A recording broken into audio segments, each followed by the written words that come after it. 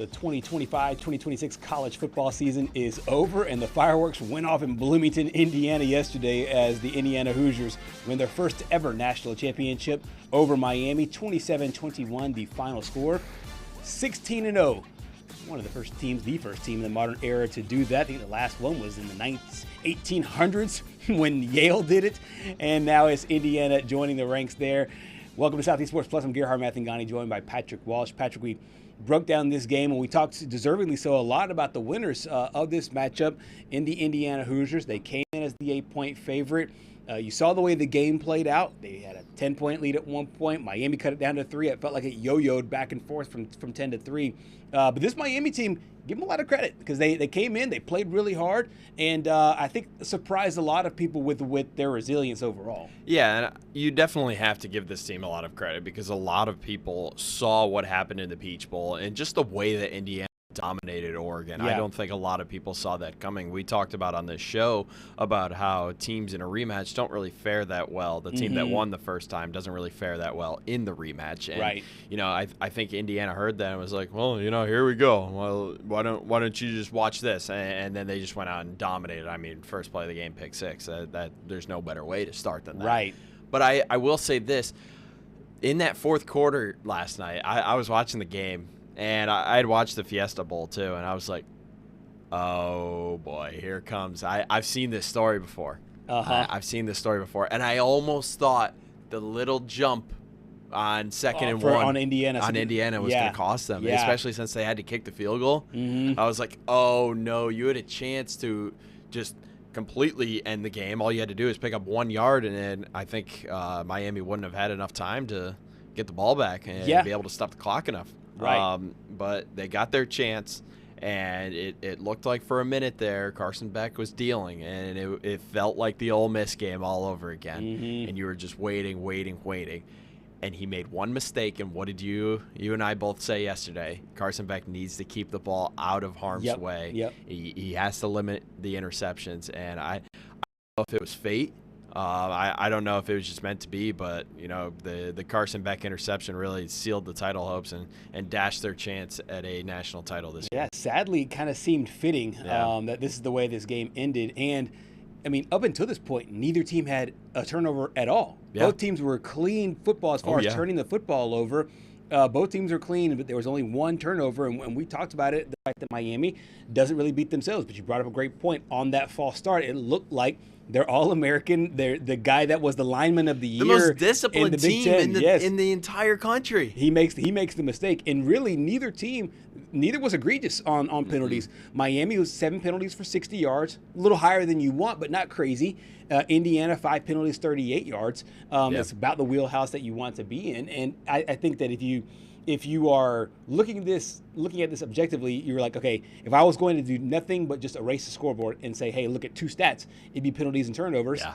And the team that had the fewest penalties and no turnovers was Indiana. Yeah. And like I said, and Miami didn't really kill themselves with it, but they did just enough that you combine that with the blunders on special teams. Yeah. The doink field goal and the punt block. I mean, the punt block is 6 points. The doink field goal is 3 points. That's 9 points. You get add an extra point in there as well. That's 10 points right there. And in a game you lost by 6. So you look at that and you say, okay, Miami, they were right there. Yeah. They hurt themselves just a little bit too much and sealed off with the interception. And it seems like, you know, they played such a sound game against Ole Miss, but at the same time, they also had a couple of self-inflicted wounds that ended up almost haunting them in that game. But I think the one big takeaway you can have from this game, and I know no Miami fan wants to think about this right now, but your offense actually outperformed Indiana's. You scored more points on offense. Oh, yeah. You outscored their offense 21-20. It's just the blocked punt ended up coming back to haunt you, and you end up losing by 6 points. I saw the play too, and it was really unfortunate because the one punt blocker literally just shoved him to the side real quick and just stopped paying attention to him. But we talked a little bit about Carson Beck, and his college football career is over after his 6th season. What will his legacy be in the college ranks? It's so interesting because he will walk away as a 2-time national champion, but obviously won't get credit for that because he was the backup and the time that he was in. it felt like he's the guy that, threw the interception. Honestly, I'll remember this play against Ole Miss when he ran the touchdown into the end zone to give Miami the win there, to punch their ticket to the championship game. I think that his legacy unfortunately will be, though, coming up short in this championship game. I do think that he will be probably not necessarily the face of the transfer portal, because I think it's now going to be Fernando Mendoza, right? Because he goes from one school to another. But it will show you a line of success stories of going in the portal, betting on yourself, so to speak, going to a new team, finding yourself, going to somewhere new, and being able to make your stamp there. He will be in that long line. I think the face of that will always be Fernando Mendoza. Leaving schools, going in and making that immediate impact. Yeah. But I do think resurrecting yourself, reinventing yourself, he will always still be a little polarizing to me, but reinventing himself to a certain degree will always be a part of his resume, in my opinion. And I mean, you bring up the transfer portal, and I'm just trying to check this just to be sure, where Alonzo Barnett, so he's a homegrown guy too. If you look at this playoff, I believe there were only 3 true homegrown quarterbacks: Ty Simpson, Alonzo Barnett over there at JMU, and Barron Morton. Yeah. Because you look at the Final Four, Trinidad obviously came from Division II, Beck obviously came from Georgia, Mendoza came over from Cal, and Moore came from UCLA. And you go one round back, let's see, Barron Morton, he was homegrown. Right. Or Gunnar Stockton was homegrown too. So I mean, most of these teams and every single team that made it to the CFP semifinals had a quarterback through the transfer portal. And it just goes back to what I was saying about how I think these teams are going to let these smaller programs start to develop these quarterbacks, kind of like the minor leagues, so to speak. I hate to say that it's becoming like that, but it just is. And I know it wasn't really the case in the Georgia-Miami Carson Beck situation by any means. But, I mean, I know Miami's pushing hard for Darian Mensah to come over. And I just saw the news that Duke is suing. Yes, I did see that as well. So that could get ugly. I know it got ugly. I know it got a little ugly early on. I forgot who got sued. Just not even a month ago. Damon Williams. That's right. In Washington. Yeah. That was a crazy situation in general. Yeah, and so I mean these things can get a little sticky. But no, you're right. I think that there's fewer and fewer of these guys that will be, like you said, homegrown guys that are taking their teams to the next level. I think now that Cignetti has kind of laid out this model of production over potential, you will want to see it, even if it's at a lower level. Yeah. And especially now with 2 of the 4 teams, one's at Cal's not known for it's high power football. Aaron Rodgers. I know Aaron Rodgers and Marshawn Lynch both went there, but outside of that, it's not been known for the superpower. And then Ferris State, who a lot of people found out this year where in the world Ferris State even was. And yet Trinidad Shane was going in there and they ended up winning the D2 title again this year. Correct. And we do have some breaking news. Indiana transfer Alberto Mendoza has signed with Georgia Tech, so that's a nice pickup there for Brent Key and company. Yeah, very, very big for Brent Key. So we'll see if they make noise there for them, for a team that made some noise there in the ACC this past year. But I do want to go back to Carson Beck's legacy, because in my opinion, I think his legacy will be with Miami, probably because he had more success there. But it's going to be hard for people to forget about that. I believe it was 11 interceptions in a 4-game span at Georgia. Just unreal numbers. And I know he had 4 interceptions against Louisville earlier this year, 2 against SMU.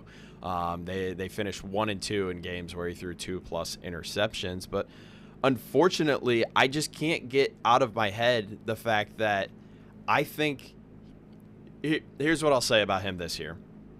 I don't think he won you any games, but he definitely cost you some games. For sure. I think he was a product of Mark Fletcher. I mean, Mark Fletcher had north of 100 yards, and he had an unreal college football playoff run. Him and Malachi Toney are the 2 main reasons, I think, why they actually made it that far. I don't think it was anything that Carson Beck did. No, I think that Carson Beck, he was a decent enough leader, and like you said, kind of steadied the ship. Yeah. But if I'm talking about the playmakers for that team, it's obviously that defensive line, but it's the 2 guys you mentioned there. Gonna have to replace them, though. That's the thing. Yes, right.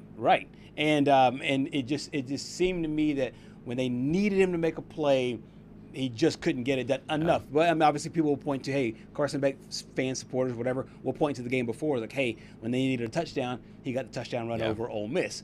You can make an argument that's because everything cleared out, because everybody was, looking for Fletcher to make a play, maybe looking for Frost. I mean, he looked like J.J. McCarthy this run. Yeah. Let's hand the ball off 40 times a game, and let's get the ball out to your most explosive playmaker there in Malachi Toney. How dangerous is he going to be next year? He is going to be insane. And on the broadcast yesterday, they said that, is there anybody more explosive, more electrifying than Toney?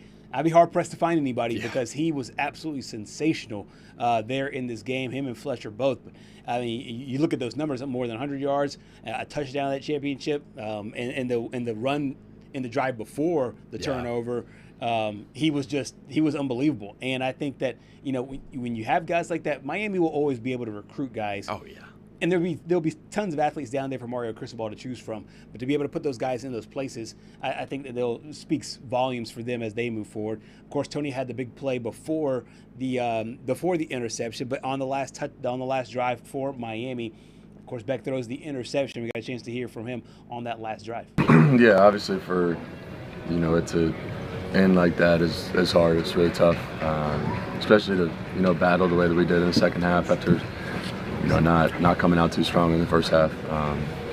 But again, for a group that has faced so much adversity throughout the season, to face adversity early on again and battle our way back to even have that opportunity to have a chance to win the game at the end is says a lot about this team and about us, and just super proud of these guys and super thankful for them. And it really hurts and it's hard, the way that it ended.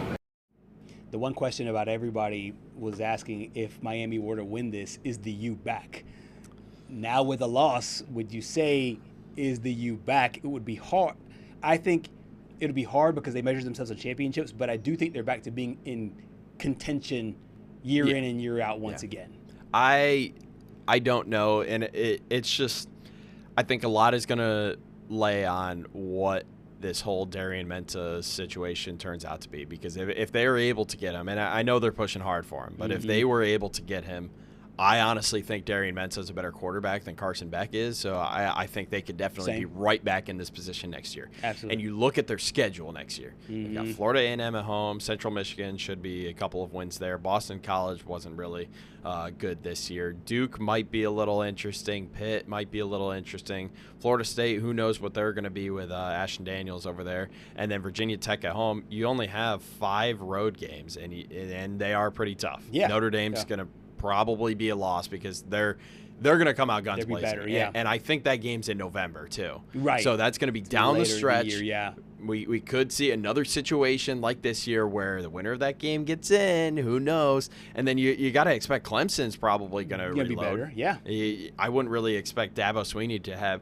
2 lackluster years in a row. And then what are you going to get out of Bill Belichick there at UNC? Is he still going to be at UNC? Right. Who knows? Maybe he goes back to the NFL. Maybe he wants Bill in Bill's country. Who knows? Who knows what's going to happen? But I think the quarterback is obviously the most important position on the field. And when you lose one, even if sometimes the players around him kind of helped him and were the supporting cast for him, it's still – that's your leader out in the field. And you need a guy with that proven experience, especially for a team like Miami.